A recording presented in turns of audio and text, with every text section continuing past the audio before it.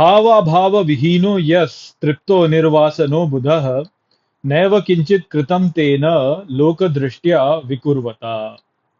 नमस्कार मित्रों। ये जो श्लोक है ये अष्टावक्र गीता के 18वें अध्याय का 19वां श्लोक है जिसे हम आज गहराई से समझेंगे।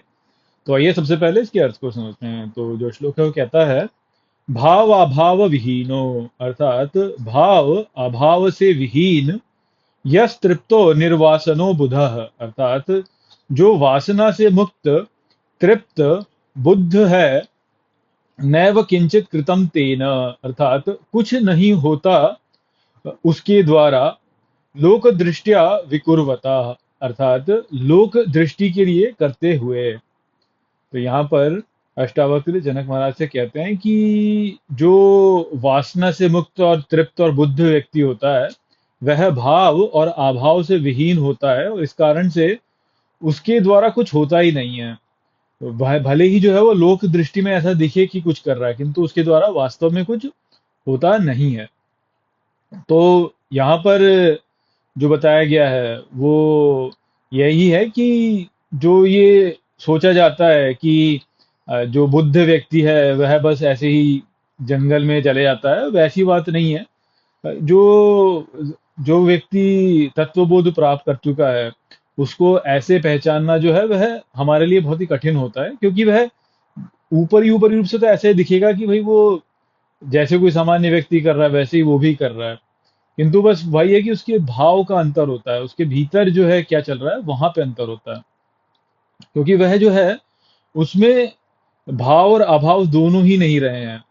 तो उसमें ऐसा है कि ना तो कुछ है और ना ही कुछ नहीं है, दोनों ही वास्तव में नहीं है। ऐसा नहीं कि कुछ है या कुछ नहीं है, भाव और अभाव दोनों से ही जो है वह विहीन हो चुका है। तो यहाँ पर जो बात समझने को है, यदि मार्मिक रूप से यदि कोई बात समझने को है तो वो यह ही है कि है और नहीं है, उन दोनों का ही जो है जिसमें अभाव हो जाए वह वास्तव में कर्तापन से ही ऊपर उठ जाता है। तो बोला भाव और अभाव दोनों से विहीन। तो भाव क्या है कि कोई प्रकट हो, और अभाव क्या है कि नहीं प्रकट हो।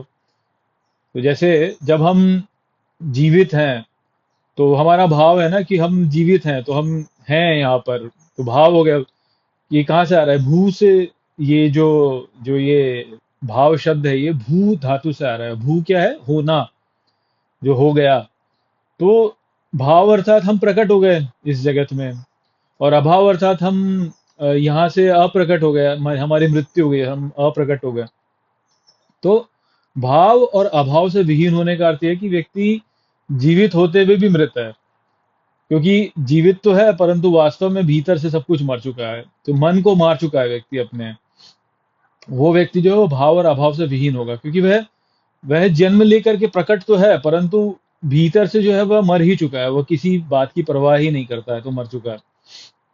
तो इस कारण से वो भाव में होते हुए भी वास्तव में अभाव में है, और इस कारण से भाव और अभाव दोनों से ही विहीन है। क्योंकि भाव तो ये हुआ कि भाई वो व्यक्ति जन्म में है, और अभाव वो होगा कि व्यक्ति मर चुका है। परंतु जो व्यक्ति जीते जीते ही मर जाए तो वह भाव और अभाव दोनों से विहीन हो गया ना। तो जो ऐसा व्यक्ति है जो कि भाव और अभाव से विहीन है, वह कौन सा व्यक्ति होगा? वो वैसा ही व्यक्ति होगा जिसमें कोई वासना नहीं है, जो कुछ चाहता नहीं है। जो मरा हुआ व्यक्ति होता है वो क्या है? वो कुछ चाहता नहीं है ना। अब वो तो चला गया इस संसार से बाहर। तो संसार से बाहर चला गया अर्थात वो कुछ चाहता नहीं है, कुछ चाहता नहीं अर्थात वासना नहीं है उसमें कुछ भी। तो इसलिए वो वासना से मुक्त है, वासना से मुक्त है और तृप्त है। मरा हुआ व्यक्ति तो तृप्ति होगा ना क्योंकि उसको तो कुछ चाहिए नहीं।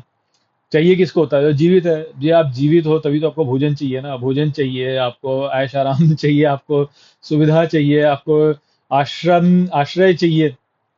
ये मर गया उसका क्या? उसको कुछ चाहिए थोड़ी, तो मर गया बस, तो वो तो अभाव में ही चला गया। तो जो व्यक्ति जीते जी ही जो है अभाव में चला जाए, जो जीते जी ही जिसको कुछ नहीं चाहिए, जीते जी ही जिसको कोई आवश्यकता नहीं है, और वो इस बात की परवाह करता भी नहीं है कि आज जीऊं या कल मरूं या क्या, उसकी उसको कोई परवाह ही नहीं है, तो ऐसा व्यक्ति भाव और अभाव दोनों से ही ऊपर उठ गया। तो जो इस प्रकार के भाव में जो व्यक्ति है वह ही वास्तव में बोध में है, क्योंकि उसका मन नहीं है। ऐसा नहीं है कि उसमें उसका खुद का कुछ है उसमें, और क्योंकि खुद का कुछ नहीं है इसलिए जो भी उसमें से प्रकट होता है वो ईश्वर के द्वारा ही प्रकट होता है। तो ईश्वर का क्या है स्वरूप है कि जो जिसका कुछ नहीं है उसका ईश्वर है वास्तव में। जो सबसे हार जाए, तो वो जो सबसे हार गया उसका कौन रहा? तो ईश्वर ही रहा ना उसका, और तो कोई रहा नहीं फिर। जिसका सब कुछ चला जाए तो कौन रहा? उसका ईश्वर ही रहा है। जैसे ये कहते हैं ना, जो वस्तु किसी को अर्पित नहीं होती तो वो किसको अर्पित होती है? तो वो ईश्वर को अर्पित होती है। तो ले दे के वही वाली बात है कि जो अभाव में चला जाए व्यक्ति, जीते जी अभाव में चला जाए, तो कुछ नहीं में चला गया ना। हम कहते हैं ना कि कोई मर गया तो कहाँ गया? तो कुछ नहीं में चला गया। पर यदि कोई जीते जी ही व्यक्ति कुछ नहीं में चला जाए, मर जाए, जीते जी ही मर जाए, तो वो भी कुछ नहीं में चला गया। अब कुछ नहीं में चला गया अर्थात ईश्वर उसके द्वारा प्रकट हो जाएंगे। तो ऐसा व्यक्ति कुछ करता नहीं है, फिर जो भी कुछ होता है उसके द्वारा वह ईश्वर के द्वारा ही होता है। तो भले ही वो संसार में जो है करे कुछ, क्योंकि अब कुछ ना कुछ तो क्रिया होती है ना संसार में है। अब ये मान लीजिए जीव शरीर है, मन मर चुका है परंतु शरीर है, तो शरीर का निर्वाह तो करना पड़ेगा। तो उसके लिए कुछ खाना भोगना पड़ेगा, पानी जल ग्रहण करना पड़ेगा, सांस लेनी पड़ेगी। तो उस प्रकार की क्रियाएं तो होंगी, क्योंकि वह स्वयं को शरीर को मार तो नहीं सकता ना। क्योंकि शरीर को मारना तो अपने आप में भी एक क्रिया ही हो गई। तो कुछ तो होगा उसके द्वारा, परंतु वो जो भी होगा वो ईश्वर के साथ ही होगा वास्तव में। तो लगेगा तो ऐसा कि वो कर रहा है, किंतु वास्तव में वो कुछ कर नहीं रहा है, उसका कोई है नहीं। वो भोजन भोग रहा है, भोजन भोगने में हिंसा होती है ना, किसी भी प्रकार का भोजन भोगिए आप तो हिंसा होती है, तो उसका पाप लगना लगता ही है। परंतु उस व्यक्ति को पाप नहीं लगता। उसके शरीर को लग सकता है पाप, उसका शरीर वृद्ध होएगा, मरेगा, और उसमें पीड़ा होगी, जो भी कुछ है वो तो उसके शरीर को लग सकता है, परंतु उसको कुछ नहीं होगा। वो यहाँ पे है विचार जो कि बताया गया है कि भाव और अभाव के परे जाना। भाव और अभाव के परे जाना अर्थात जीते जी मर जाना। और जीते जी मर जाना अर्थात अपनी कोई वासना न रखना, तृप्त हो जाना। वह ही वास्तव में जीते जी मर जाना है। अपने मन को मार लेना वास्तव में, कि मन जो है अब कुछ चाहता ही नहीं है, उसको कुछ नहीं में चला गया है, कुछ चाहता ही नहीं। और ना किसी से कोई पहचान है कि मैं ये हूँ या मैं वो हूँ या मैं वो हूँ, किसी से भी कोई पहचान नहीं है। कुछ नहीं से ही पहचान है। तो मरना वही तो है वास्तव में, कि कुछ नहीं में चला जाना। बस यही है कि शरीर जो व्यक्ति मर जाता है उसमें उसका शरीर जो है वो नहीं दिखता।